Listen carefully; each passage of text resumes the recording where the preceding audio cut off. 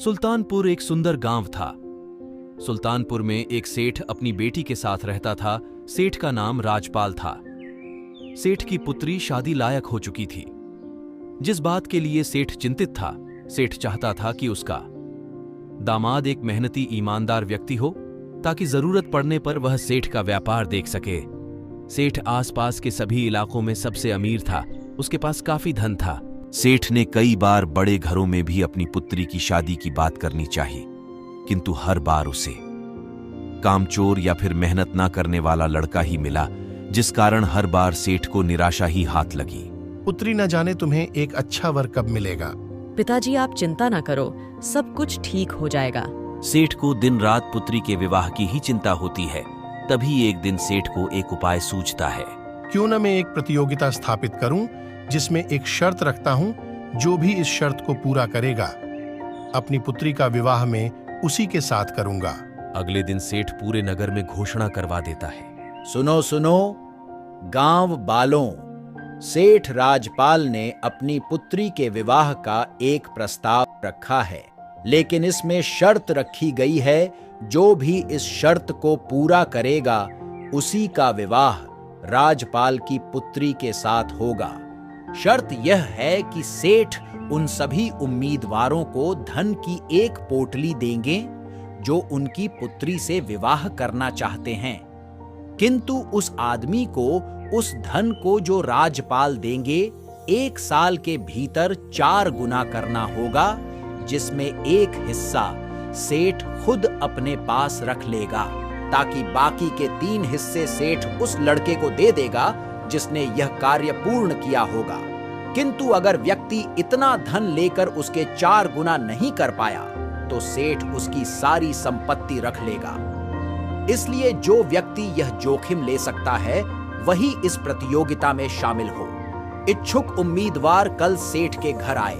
गांव में 3 आदमी ऐसे थे जो इस प्रस्ताव को स्वीकार करना चाहते थे। पहला व्यक्ति था रमन, जो कि एक लालची व्यक्ति था। दूसरा राजू, जो कि बहुत ही आलसी था, बस यही सोचता था कि किसी तरह यह धन मिल जाए। तीसरा व्यक्ति रमेश, जो कि बहुत ही मेहनती था। वह बस एक ऐसे मौके की तलाश कर रहा था जो कि उसका जीवन बदल दे, तथा यह शादी का प्रस्ताव और धन के बारे में सुनकर अब उसे ऐसा लगा कि यही वह सवर्ण अवसर है। अगले दिन सेठ राजपाल के घर वह 3 व्यक्ति आते हैं। गांव में अन्य लोग भी थे, किंतु उन्हें डर था कि कहीं शर्त पूरी ना हुई तो सारी जमीन भी सेठ ले लेगा। क्या नाम है तुम्हारा? जी सेठ जी, मैं राजू हूँ।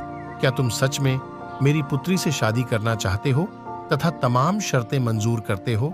जी सेठ जी। कितनी जमीन है तुम्हारे पास? सेठ जी, मेरे पास बस एक घर है, इसके अलावा और कुछ नहीं। ठीक है, तो याद रखना, शर्त का समय पूरा होने पर यदि तुमने धन को 4 गुना किया तो तुम जीत जाओगे। यदि नहीं तो तुम्हें उस धन की कीमत का कुछ मुझे देना होगा। पर तुम्हारे पास तो कुछ है ही नहीं, तो अगर तुमने शर्त पूरी नहीं की तो 5 साल तक मेरे पास तुम्हें नौकर बनकर रहना होगा। जी सेठ जी, मुझे मंजूर है।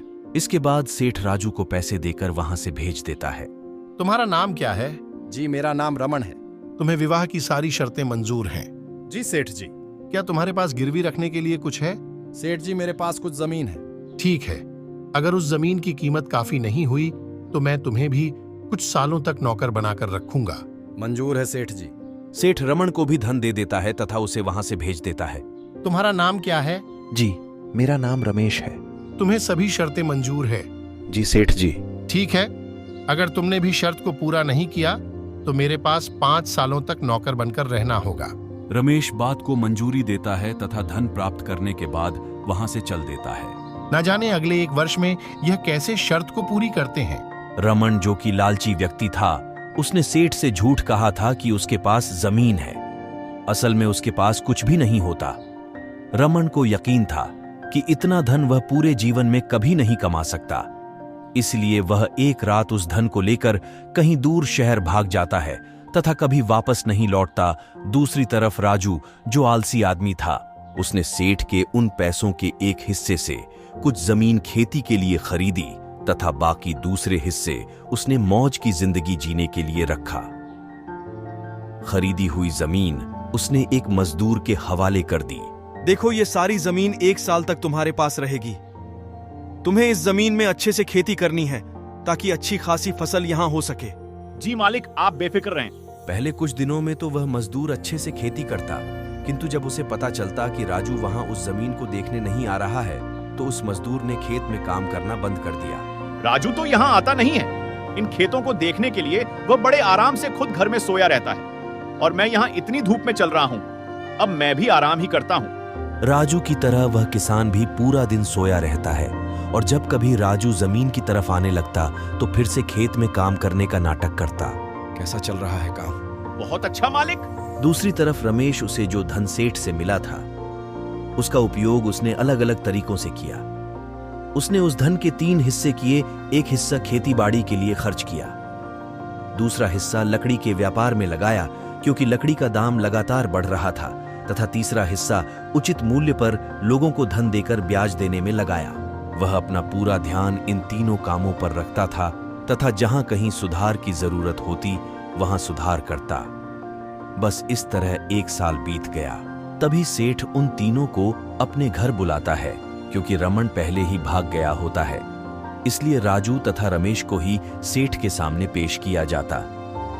राजू ने एक फूटी कौड़ी नहीं कमाई होती, क्योंकि उसने जो खेत लिया वहां पर कोई फसल नहीं हुई, तथा जो धन उसने अपने पास रखा था उसे भी उसने आराम की जिंदगी बिताने में खर्च कर दिया। राजू, क्या तुमने शर्त को पूरा किया? नहीं सेठ जी, मैं शर्त को पूरा नहीं कर पाया। तो क्या तुम उस धन को मुझे दे सकते हो जो तुम्हें मैंने दिया था? जी नहीं, सारे पैसे खर्च हो गए। ठीक है, तो अब मेरे नौकर बनने के लिए तैयार हो जाओ।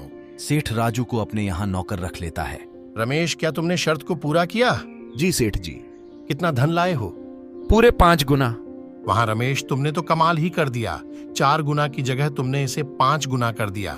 जी सेठ जी, यह तो बस आपकी ही कृपा है। रमेश, शर्त के अनुसार मैं तुमसे उतना ही धन लूंगा जितना धन मैंने तुम्हें दिया था। बाकी का धन मैं तुम्हें ही देता हूं, तथा साथ ही अपनी पुत्री का विवाह भी तुम्हारे साथ तय करता हूं। इसके बाद उन दोनों की शादी बड़े धूमधाम से होती है। कहानी से शिक्षा यह है कि जो व्यक्ति मेहनती होता है वह उचित मौका मिलते ही आसमान छू लेता है। अगर आपको हमारी यह कहानियां अच्छी लगती है और आप इसी तरह की और कहानियां देखना चाहते हैं, तो हमारे चैनल को जरूर लाइक और सब्सक्राइब करें और बेल आइकॉन दबाना न भूलें। धन्यवाद।